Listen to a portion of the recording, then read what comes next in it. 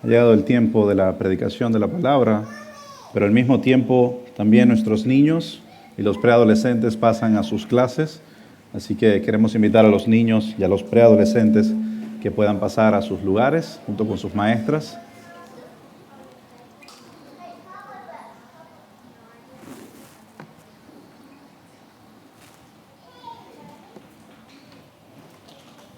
Como mencionaba al inicio, el día de hoy vamos a continuar con nuestra serie en el Evangelio de Lucas. El día de hoy nos corresponde el capítulo 4, desde el versículo 14 hasta el versículo 30. Lucas capítulo 4, versículo 14 hasta el versículo 30. Si ya lo tienes, voy a invitarte a que puedas ponerte de pie para poder leer el texto conmigo. Lucas capítulo 4, versículo 14 hasta el versículo 30.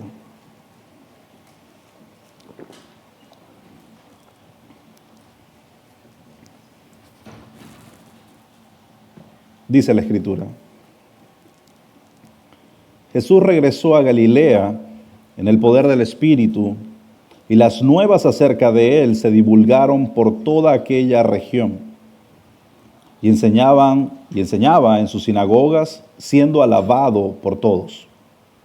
Jesús llegó a Nazaret, donde había sido criado, y según su costumbre entró en la sinagoga, el día de reposo, y se levantó a leer. Le dieron el libro del profeta Isaías, y abriendo el libro, halló el lugar donde estaba escrito: El Espíritu del Señor está sobre mí, porque me ha ungido para anunciar el Evangelio a los pobres. Me ha enviado para proclamar la libertad a los cautivos y para la recuperación de la vista a los ciegos, para poner en libertad a los oprimidos, para proclamar el año favorable del Señor. Cerrando el libro, lo devolvió al asistente y se sentó. Y los ojos de todos en la sinagoga estaban fijos en él. Y comenzó a decirles: Hoy se ha cumplido esta escritura que han oído. Todos hablaban bien de él y se maravillaban de las palabras llenas de gracia que salían de su boca y decían: ¿No es este el hijo de José?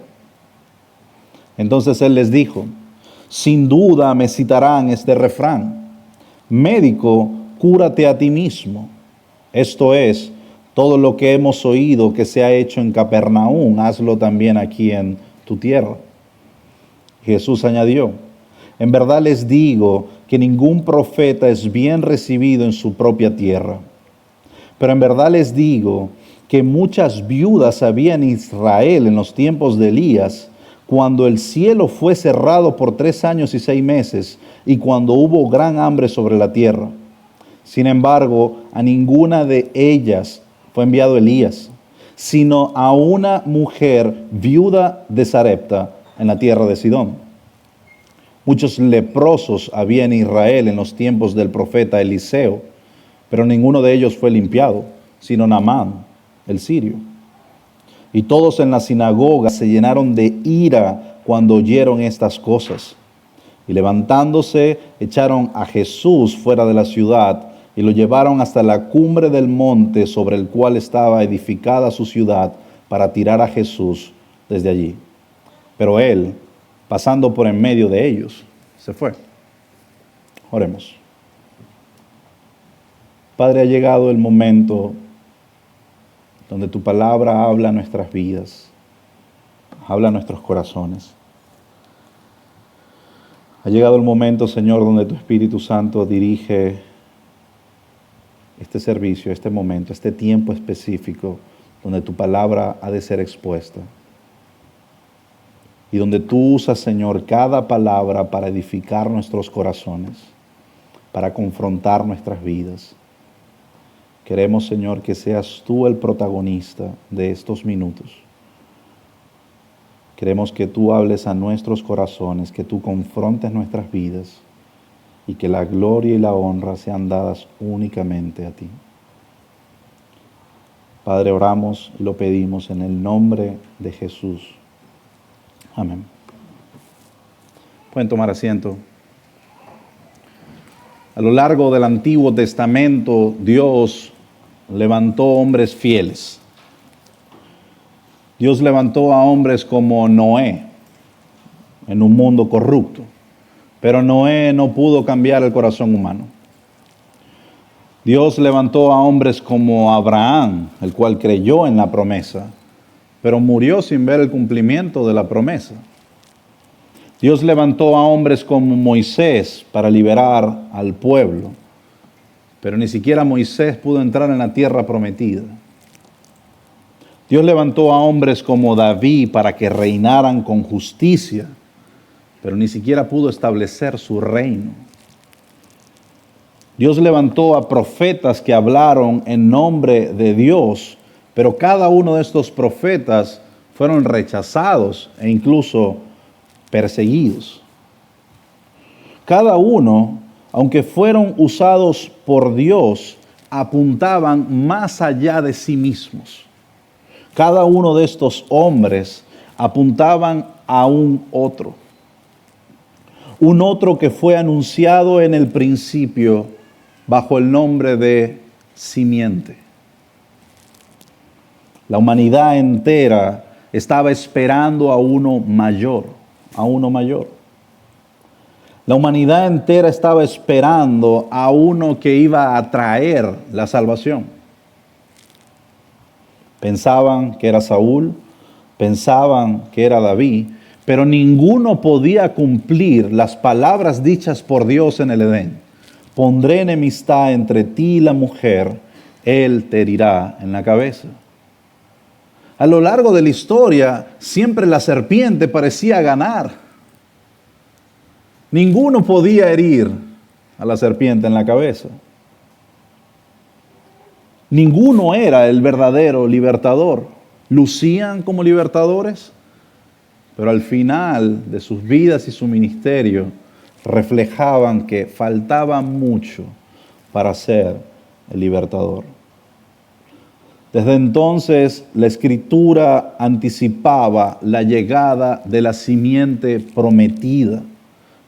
Describía a un ungido que vencería el mal y se encargaría de restaurar la comunión con Dios. Sería descendiente de Abraham, vendría de la tribu de Judá, nacería de una virgen, gobernaría con justicia y sería ungido con el Espíritu de Dios. Pero pasaban los años, pasaban las décadas y no aparecía ese hombre. Israel vivía con una expectativa, la expectativa mesiánica. Estaban esperando al Mesías. Los profetas por un momento dieron luz acerca de esto y dijeron, vendrá uno. Pero inmediatamente que los profetas hablaron, hubo un silencio de más de 400 años, donde la esperanza parecía perdida. Hasta que el Evangelio de Lucas rompe el silencio. Y Lucas nos presenta a Jesús como el cumplimiento de las promesas. Nos presenta a Jesús como concebido por el Espíritu Santo. Nos presenta a Jesús anunciado por los ángeles, reconocido por los profetas y afirmado en toda su niñez.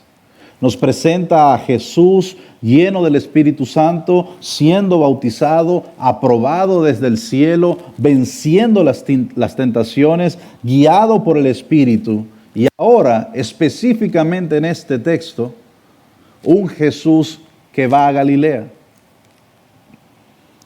Un Jesús que, lleno de poder, hace obras que nadie podía explicar, obras que estaban siendo divulgadas por las naciones, obras que definitivamente latían en el corazón del pueblo como alguien que podía ser el Mesías.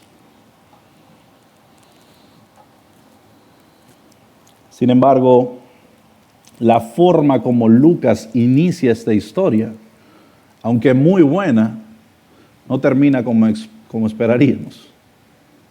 Ante esa expectativa mesiánica latente y ante este hombre que hace grandes milagros y grandes señales, pudiéramos esperar una conversión completa y profunda de parte del pueblo.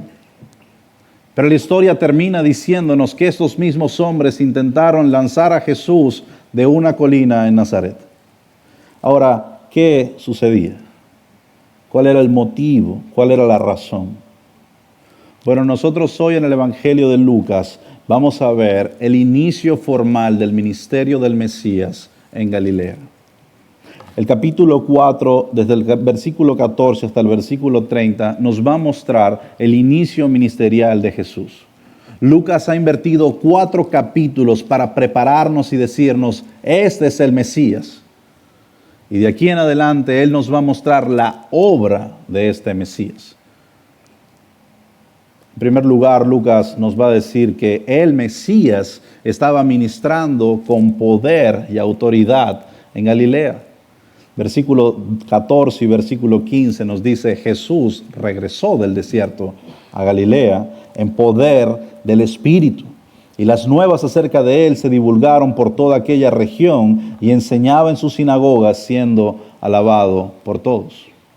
Y una de las cosas que yo lo invito a hacer, si usted es apasionado en la lectura, es que usted tome un marcador y subraye en el Evangelio de Lucas cada vez que el evangelista dice Espíritu Santo o Espíritu.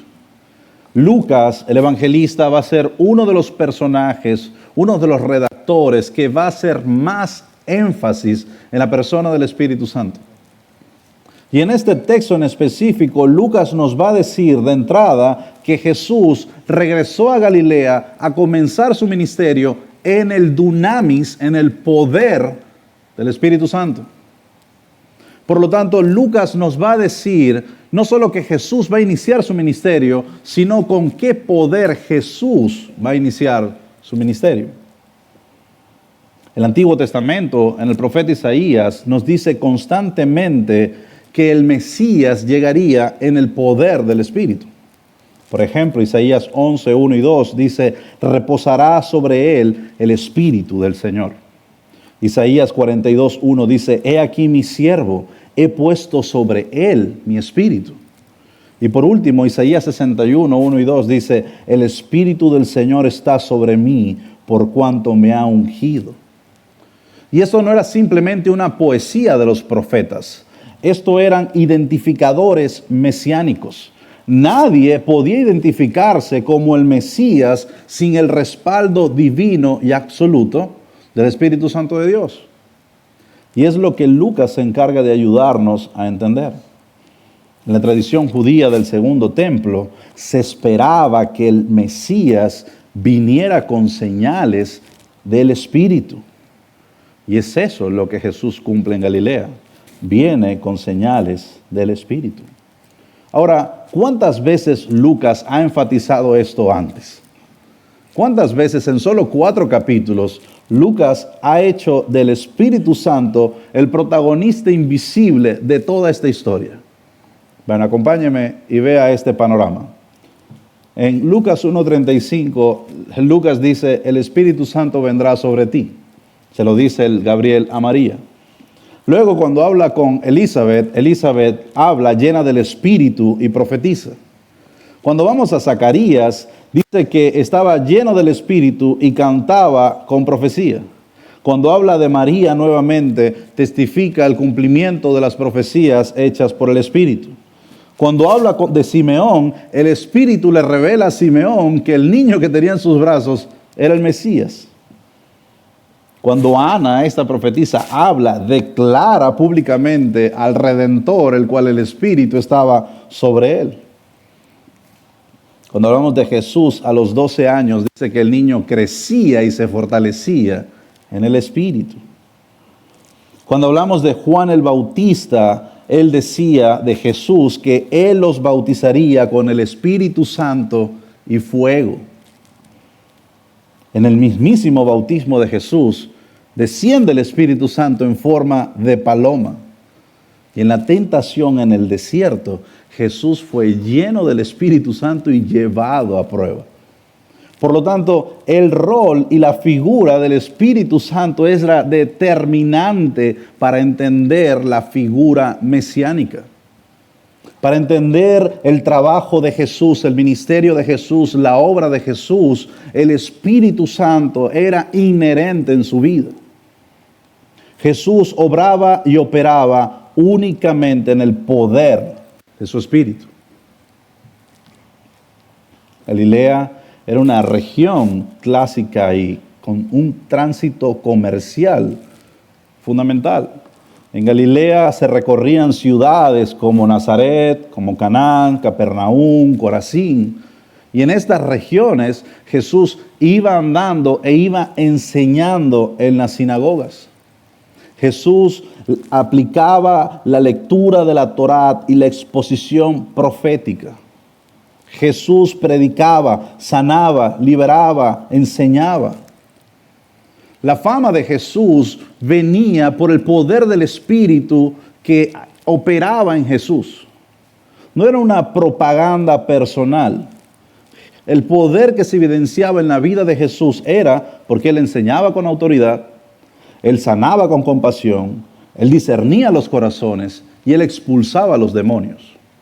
Y Lucas nos provee un pequeño resumen del versículo 14 al versículo 15. Y nos dice todo lo que Jesús hacía. Jesús no esperaba popularidad ni visibilidad humana.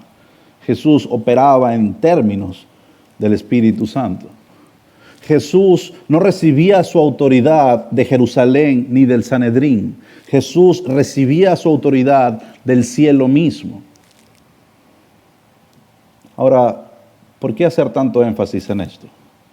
Creo que el énfasis es claro en que como iglesia tenemos que identificar de dónde vienen las capacidades y fortalezas y dones que nuestros líderes tienen.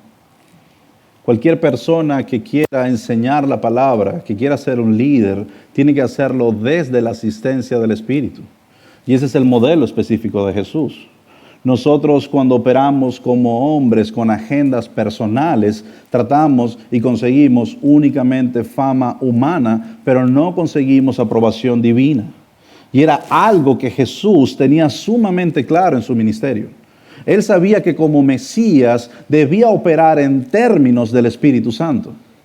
Y la enseñanza evidente y clara que eso nos deja es que el poder de cada creyente y la proyección ministerial, el avance y el servicio de cada creyente descansa únicamente en el poder del Espíritu Santo en tu vida. Tu servicio, tu esfuerzo, tu determinación por la iglesia, por Cristo, está superditada y condicionada a la dependencia del Espíritu Santo que tú tengas. No podemos crecer, avanzar ni servir si no dependemos del Espíritu Santo. Por eso la Biblia nos enseña constantemente que Dios no nos ha dado un espíritu de cobardía, sino que nos ha dado un espíritu de poder, de amor y de dominio propio. Por eso es que Pablo enseñaba, ya no se embriaguen con vino, sino más bien satúrense del Espíritu Santo. De modo que Él tome control de sus acciones, que Él tome control de sus vidas, que Él tome control de sus decisiones y que ustedes puedan operar de una forma que glorifique el nombre de Dios. Bueno, mis hermanos, esto específicamente era lo que Jesús estaba haciendo al comienzo de su ministerio. El ministerio de Jesús fue un ministerio exitoso en los términos del Padre, porque fue un ministerio que dependió directamente del Espíritu Santo de Dios. Y la aplicación para nosotros hoy en día es clara. ¿Está nuestras vidas realmente dependiendo y siendo guiada por el Espíritu Santo de Dios? Cuando tomamos decisiones, ¿estamos siendo guiados por el Espíritu Santo de Dios?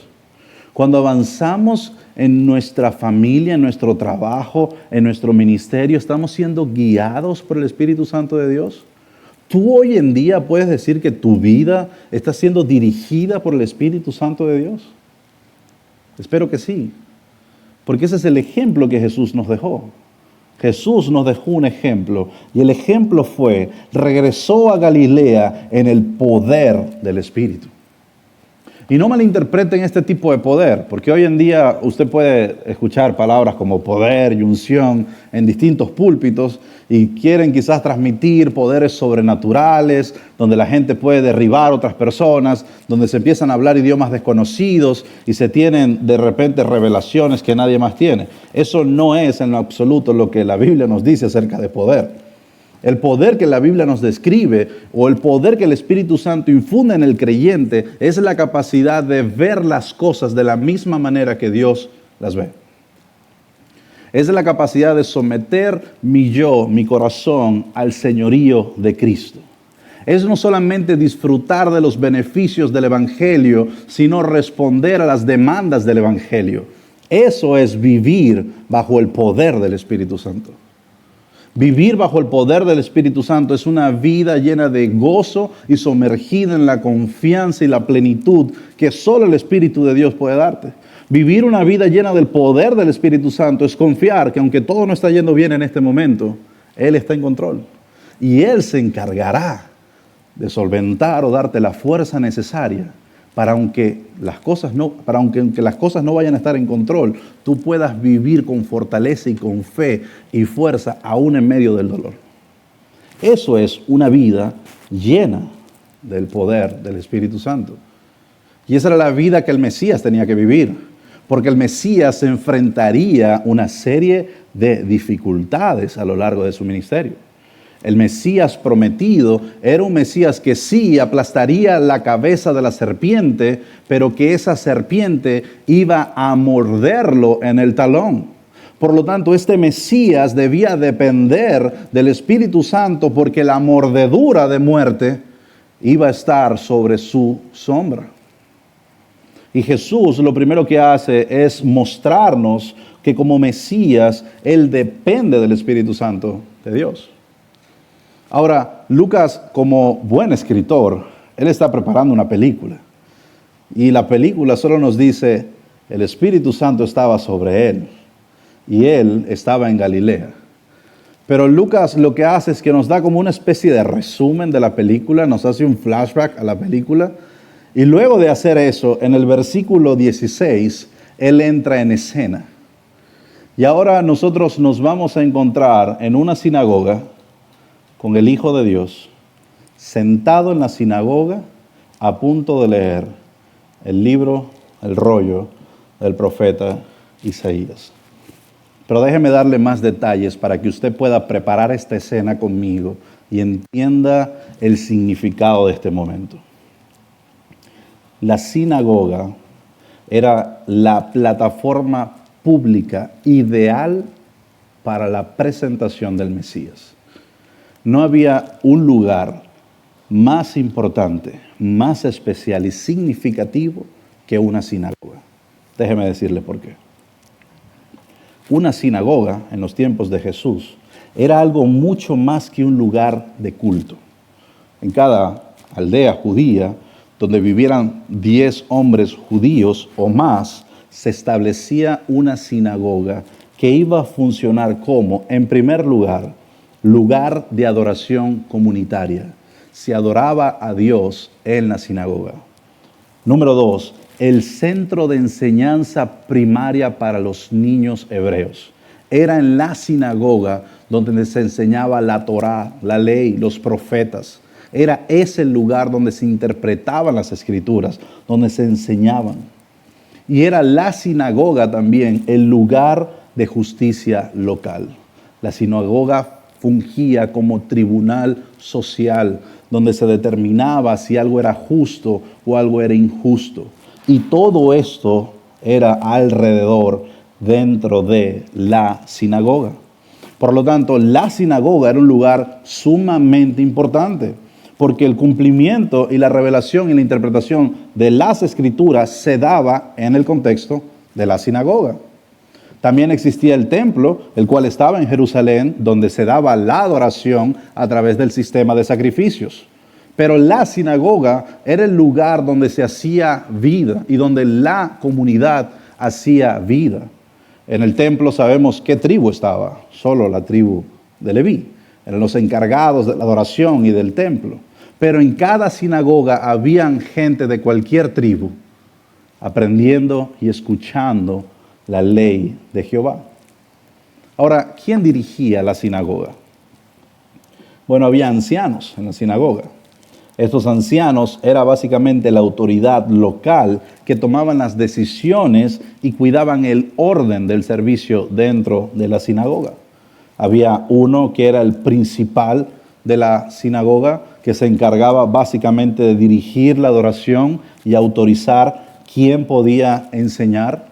Además de ese personaje, había uno que se llamaba el chazán, que era el encargado de guardar los rollos, era el guardián de los rollos, el responsable de entregar y de guardar las escrituras y el encargado de preparar el escrito del día. Esa era la responsabilidad de esas personas en la sinagoga. Decía el pastor MacArthur que la política conocida como libertad de sinagoga permitía que cualquier varón aprobado pudiera enseñar. Si había un visitante reconocido como Jesús, era común invitarlo a leer y a predicar. Y ahora el contexto nos ayuda a entender cuál era el rol de Jesús y cómo Jesús llegó a esta sinagoga. Pero déjenme darle más detalles de lo que se hacía en una sinagoga para poder llegar al punto de Jesús. El orden típico de adoración sabática era las bendiciones, donde se daban acciones de gracia con referencias al Shema, oye Israel, Jehová vuestro Dios, Jehová uno es. Luego había una oración comunitaria donde todos oraban juntos a Dios. Luego había la lectura del Pentateuco, se leía la Torá en hebreo y en arameo. Luego había una lectura de los profetas, Ese era el orden, la lectura de los profetas. Luego de eso había un sermón o una exhortación al texto leído. Y por último, había una bendición final si había un sacerdote, si no había una oración de cierre.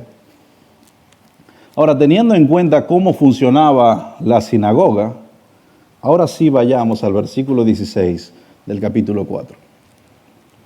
La Biblia dice, Jesús llegó a Nazaret, donde había sido criado. Y según su costumbre, entró en la sinagoga el día de reposo y se levantó a leer. Creo que hay un par de cosas familiares para nosotros acá. Primero, Nazaret era el lugar donde vivían sus padres. Tanto José como María vivían en Nazaret. Jesús se crió en Nazaret. Nosotros sabemos que Nazaret se encuentra al norte de Jerusalén y que era una de las ciudades quizás no tan famosas del entonces. La gente decía, como recuerdan, algo bueno puede salir de Nazaret. Por lo tanto, Nazaret no era como que el lugar ideal para la presentación del Mesías. Sin embargo, el discurso del Mesías va a tener una intrínseca relación con el lugar donde el Mesías se está revelando. Jesús enseña que Él no vino por ricos ni poderosos, sino que vino por pobres y débiles.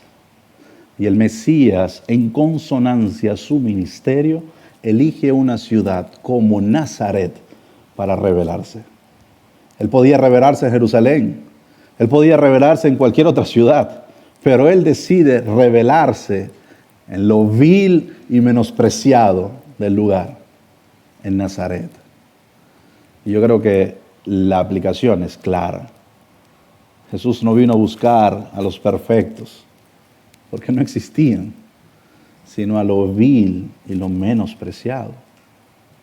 A los que estaban en pecado, a los que estaban apartados, a los que estaban sumergidos en dolor, a los que estaban oprimidos por las injusticias, a los que estaban con sus ojos cerrados. Por esos fue Jesús. Y por eso Jesús elige Nazaret, el lugar donde había sido criado. Pero la Biblia también nos enseña cuáles eran las costumbres de Jesús. Y cuando la Biblia nos decía en Lucas que el niño crecía y se fortalecía, cuando nosotros vemos cuáles eran las costumbres de Jesús, entendemos ahora bien a qué se referían. Jesús era un judío que cumplía con la ley. Era un judío que era disciplinado y que cumplía con sus costumbres. Y como era de costumbre, en el séptimo día No voy a entrar en la discusión del domingo y el sábado, pero era como de costumbre el Shabbat, Jesús va a la sinagoga en el día de Shabbat, porque él quería leer algo. Y si nosotros seguimos la estructura de cómo funcionaba la sinagoga, podemos decir que ya las bendiciones se habían hecho, ya la oración comunitaria se había hecho, ya se había leído el Pentateuco y ahora correspondía leer un profeta. Correspondía leer un profeta. La persona, nos dice la tradición, que iba a hacer la lectura, podía escoger qué profeta y qué porción leer. La porción que elige Jesús, el versículo 17 nos indica cuál es. La Biblia dice, le dieron el libro del profeta Isaías. Y abriendo el libro, halló el lugar donde estaba escrito: el Espíritu del Señor está sobre mí, porque me ha ungido para anunciar el Evangelio a los pobres. Me ha enviado para proclamar libertad a los cautivos y la recuperación de la vista a los ciegos, para poner en libertad a los oprimidos, para proclamar el año favorable del Señor. La porción que cita Jesús es una combinación de Isaías 61, 1 y 2 y Isaías 58, 6. Ambas profecías tenían que ver con la restauración del pueblo, con restaurar el pueblo en tiempo de opresión y liberación. Sin embargo, Jesús omite de manera intencional la parte B del capítulo 61, versículo 2. El versículo 2, parte B, dice: y el día de venganza de nuestro Dios. Jesús omite el día de venganza. La razón por la cual le omite es porque el año del Señor había llegado y el Mesías iba a traer gracia y salvación, no venganza. El texto nos muestra un par de afirmaciones con relación al Mesías. Nos dice que él iba a ser ungido por el Espíritu. El ungido de Dios, o el Mesías, el enviado, el prometido, claramente apuntaba a Jesús, que estaba leyendo el libro. Luego nos dice que eran buenas nuevas a los pobres. Pero la Biblia nos enseña que Jesús no tenía ni siquiera dónde recostar la cabeza y que no tenía posesiones y que en ocasiones tenían tan poco dinero que tenían que buscar en otros lugares para poder alimentarse. Había momentos como en la multiplicación de los panes y los peces que tuvo el Señor que hacer milagros. Entonces, ¿a qué se refiere buenas nuevas para los pobres? Si Jesús no tenía dinero. Al contrario, su discurso con relación al dinero, nosotros lo vemos con el joven rico. Jesús le dice al joven rico: vende todo lo que tienes, dalo a los pobres y sígueme. Entonces, ¿a qué se refiere el profeta Isaías cuando decía buenas nuevas a los pobres? Bueno, claramente el término, o lo que el profeta estaba hablando y Jesús estaba refiriendo, no era en términos económicos, era en términos espirituales, humildes y necesitados. Lo que Jesús estaba diciendo es: ustedes se encuentran en bancarrota espiritual. Ustedes están muertos en sus delitos y pecados. Ustedes deben a Dios. Y esa deuda trae como precio la muerte. Pero yo traigo buenas nuevas a los pobres. Lo que Jesús estaba diciéndole es que ustedes están perdidos en sus delitos y pecados, pero yo traigo buenas nuevas, traigo vida. Y tiene consonancia con la tercera afirmación, porque en la tercera afirmación Él dice: libertad a los cautivos, libertad a los cautivos, vista a los ciegos. Y todas estas, mis hermanos, son referencias espirituales que Jesús está entendiendo y está transmitiendo a los oyentes. Ya no vas a estar preso en el pecado, sino que ahora vas a estar libre. Ya no vas a estar ciego, sino que ahora vas a ver. Y todos estos son referencias espirituales a la condición del hombre. Referencias espirituales a los que estaban allí en la sinagoga. Pero referencias espirituales que nos alcanzan a nosotros hoy. Jesús está dispuesto a abrir tus ojos. Jesús está dispuesto a cambiarte el corazón de piedra y darte un corazón de carne. Jesús está dispuesto a liberarte de ese pecado que te tiene preso. Jesús lo puede hacer porque Él es el Mesías, porque Él es el prometido, porque Él vino lleno del poder del Espíritu Santo, porque Él es el Hijo de Dios y porque Él vino lleno de gracia y de verdad para darte vida y vida en abundancia. Y era exactamente lo mismo que Jesús le estaba diciendo a los judíos en esa sinagoga. Jesús termina haciendo una alusión al jubileo. Y Él dice, para proclamar el año favorable del Señor. Como saben, en Levítico 25, cada año se perdonaban todas las deudas. Y había gran felicidad en Israel. Porque todos los prisioneros, todos los esclavos, todos los que debían, eran perdonados por completo y eran libres. Y ahora ellos ya no debían, ahora ellos ya estaban completamente saldados, y ellos dejaban de ser esclavos, y ahora eran hombres libres. Y cada año se debía celebrar ese jubileo.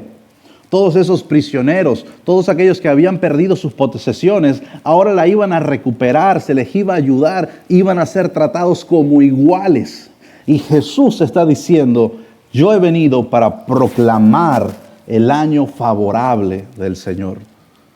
Yo he venido para que todos ustedes tengan vida, para que sean libertados, para que la deuda de su pecado sea saldada y ahora ustedes sean salvos. Eso es lo que está diciendo el profeta Isaías. Y eso es lo que Jesús está leyendo en la sinagoga.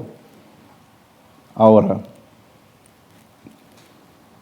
el versículo 20 nos indica cómo avanza la historia.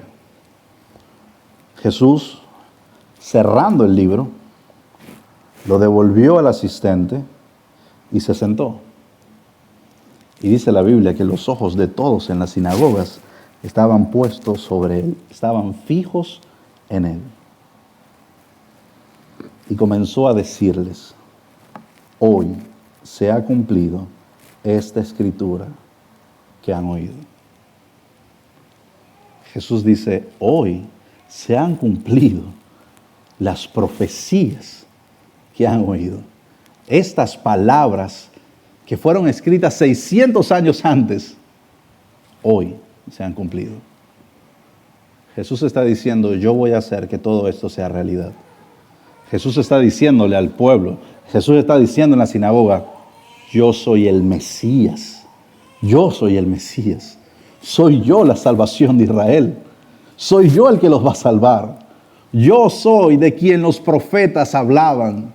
Yo soy la ley de Moisés. Yo soy más que Abraham. Yo soy el Verbo encarnado. Yo soy el tabernáculo de Dios. Yo soy el ángel de Jehová. Todas esas referencias que ustedes habían escuchado antes, soy yo. Increíble. Un momento increíble. Si usted lee Génesis 3:15 y luego lee Lucas capítulo 4, versículo 21, usted traza una línea de miles de años hasta llegar a Jesús diciendo, yo soy la simiente que ha venido a aplastar la cabeza de la serpiente. Yo soy la promesa encarnada. Yo soy el que había de venir. Yo soy el Mesías. Sin embargo, el versículo 22 nos lleva a nuestra tercera afirmación. Y es que el Mesías es rechazado por su propio pueblo. Él, el Mesías, había anunciado, el Mesías había ministrado con poder y autoridad en Galilea, el Mesías había proclamado su identidad mesiánica acá en esta sinagoga, pero ahora el Mesías debía ser rechazado por su propio pueblo. Versículo 22. Y el versículo 22, léalo, pero parece que hay una contradicción en lo que pasa.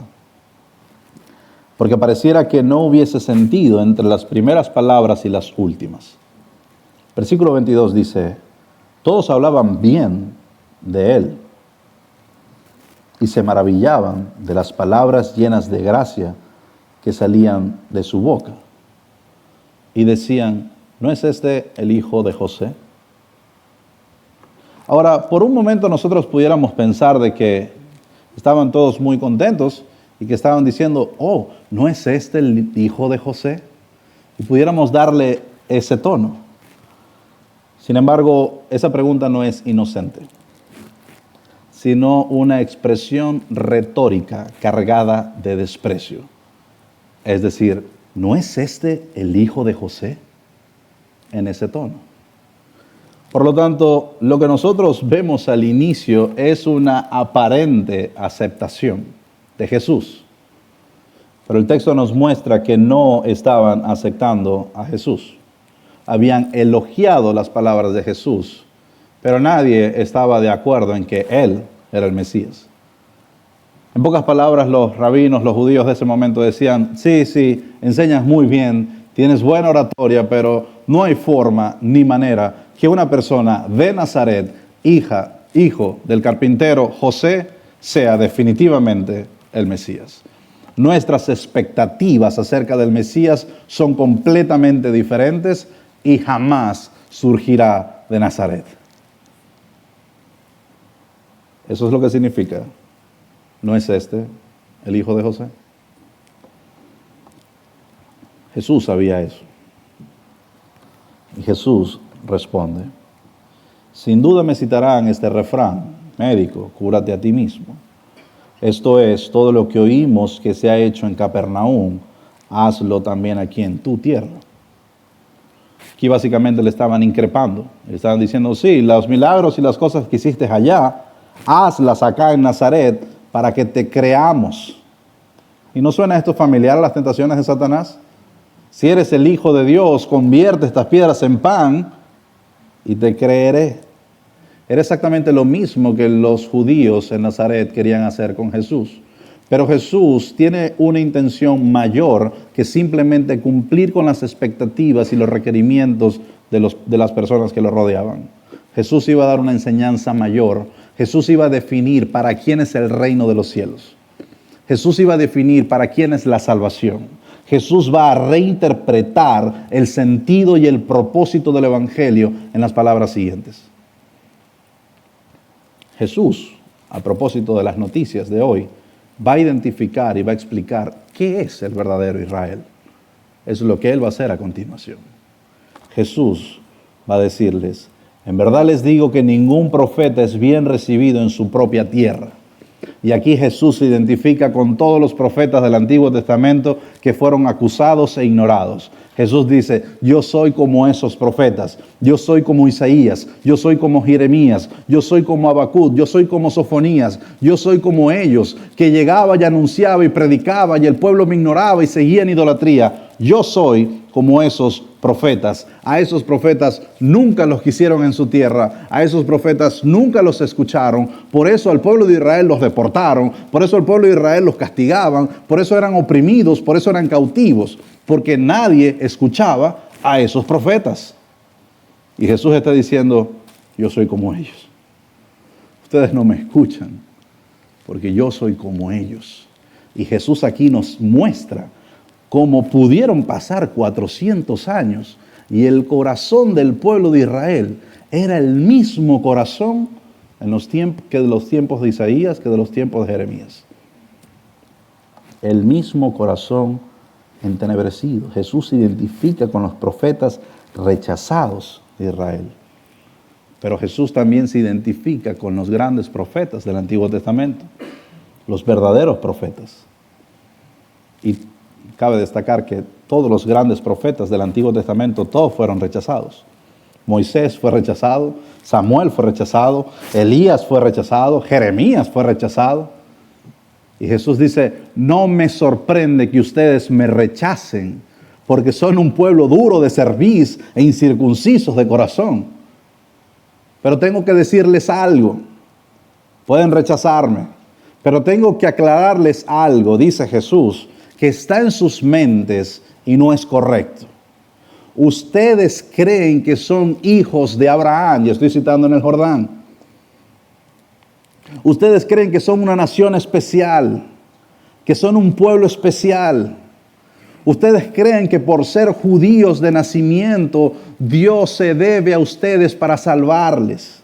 Ustedes creen que por ser israelitas por sí mismos, Dios está obligado a salvarles. Eso es lo que ustedes creen. Pero Jesús le dice, no ha de ser así. Y da dos ejemplos claros en el corazón del Antiguo Testamento. Y dice Jesús, pero en verdad les digo, versículo 25, que muchas viudas había en Israel en los tiempos de Elías. Había muchas viudas. Cuando hubo hambre por 3 años y 6 meses, había muchas viudas. Pero solo fue enviado Elías a una viuda en Sarepta, en la tierra de Sidón, fuera de los límites de Israel.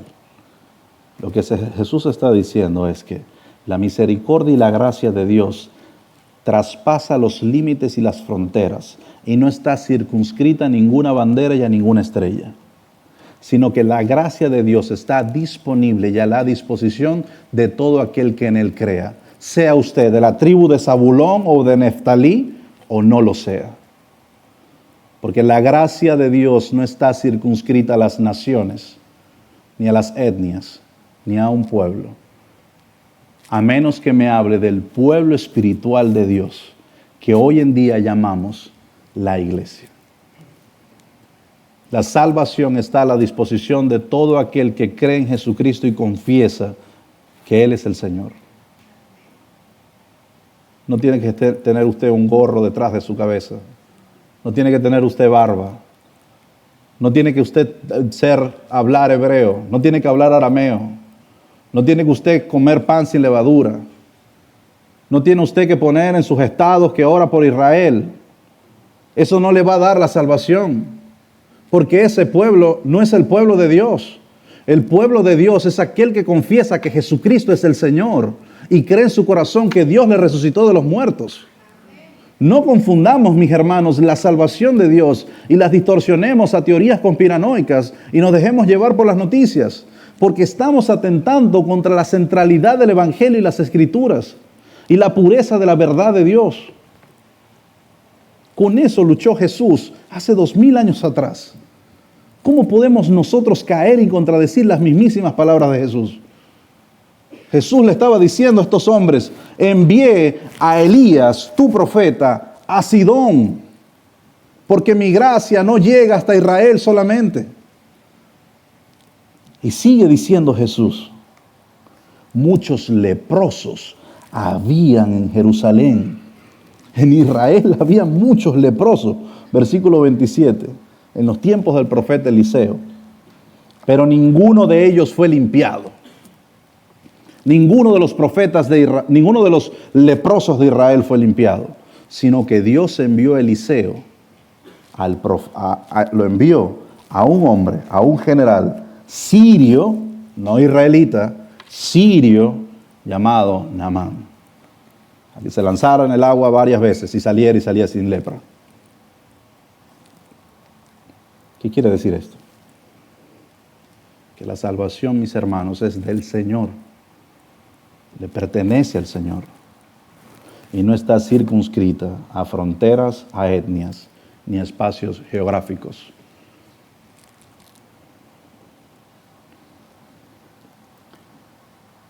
Claramente, una viuda de Sarepta, fuera del territorio, no merecía pan. Claramente, un asqueroso general sirio no merecía ser sanado. Eran considerados inmundos e indignos del favor de Dios para el pueblo de Israel. Pero Jesús recuerda que Dios había obrado con gracia en ellos en vez de con los judíos. Jesús confronta el orgullo étnico y religioso del país y les dice: arrepiéntanse, arrepiéntanse, arrepiéntanse. Para ellos, sugerir que el Dios de Israel bendecería a los gentiles en lugar de los judíos era un escándalo. Y lo expresan en el versículo 28. Versículo 28. Y todos en la sinagoga se llenaron de ira cuando oyeron estas cosas. Y levantándose echaron a Jesús fuera de la ciudad y lo llevaron hasta la cumbre del monte sobre el cual estaba edificada su ciudad para tirar a Jesús desde allí. El versículo 30 parece que no lo entendemos, ¿qué sucede? Pero dice: pero él pasó en medio de ellos y se fue. ¿Cómo puede ser posible que una turba se levante contra un hombre, lo lleven hacia un collado y de repente él pasa en medio de ellos y se fue de allí? ¿Qué pudo haber pasado? Bueno, lo que pasó fue que ante la frase médico, sálvate a ti mismo o cúrate a ti mismo, Jesús lo llevó a cabo en el precipicio de Nazaret. Y dijo: ustedes quieren destruirme, mi hora no ha llegado. Y con soberanía y poder y desconocimiento para nosotros hoy, en medio de la turba, el Mesías soberano pasa en medio de ellos y salva su vida. Jesús estaba demostrando: si yo quiero salvar mi vida, la salvo cuando me plazca. Y tiene consonancia lo que él decía: nadie me quita mi vida, sino que yo la doy por mi propia voluntad. Y es aquí, mis hermanos, donde nosotros vamos a empezar a ver el inicio del ministerio de Jesús, con poder, con gloria, confirmado y endosado. ¿Qué aplicaciones podemos hacer nosotros hoy? Tenemos un Redentor, tenemos un Mesías, debemos confiar en sus promesas, debemos creerle a Él. Él ha prometido salvarnos, Él ha de salvarnos, Él ha prometido acompañarnos en dificultad, Él ha de acompañarnos. Él es la garantía de nuestra salvación, las arras de nuestra salvación. Él es el Hijo de Dios y debemos aferrar nuestras vidas y poner nuestras vidas en servidumbre a nuestro Dios. Él es el Mesías y definitivamente nosotros debemos doblar nuestras rodillas ante Él, servirle, amarle y proclamarle, porque Él es digno. Él es digno. El Espíritu Santo está sobre Él y Él es digno de gloria, de honra y de alabanza. Amén. Oremos. Padre, gracias. Gracias por tu salvación. Gracias porque eres digno. Gracias porque en tu vida, en tu ministerio, tú cumpliste, Señor, todo aquello que no podíamos cumplir. Tú hiciste aquello que no podíamos hacer. Tú lograste aquello que no podíamos lograr. Tú viviste la vida que no podíamos vivir. Y por tus méritos, Señor, nosotros hoy somos salvados. Padre, oramos para que tú puedas poner sabiduría y madurez en nuestros corazones. Ayúdanos, Señor, no solo a vivir los beneficios de tu salvación, sino a ejemplificar las demandas de esa salvación. Que tu evangelio, Señor, no sea una broma para nosotros. Que no sigamos tu palabra, que no te sigamos a ti como esos judíos querían seguirte. Que no estemos felices de momentos y que luego te despreciemos, sino que vivamos una vida entregada y rendida a tus pies, porque sabemos que allí es donde tenemos vida y vida en abundancia. Fortalécenos como iglesia, Señor. Fortalece a las familias que están pasando dificultad en nuestra iglesia. Tú eres el Dios de ellos y tú les guardas. Los recordamos y los ponemos en tus manos. Confiamos, Señor, que aún en medio del valle y la desolación, la luz de tu evangelio y tu gracia alumbrará nuestras vidas. Oramos, Señor, en el nombre de Jesús. Amén.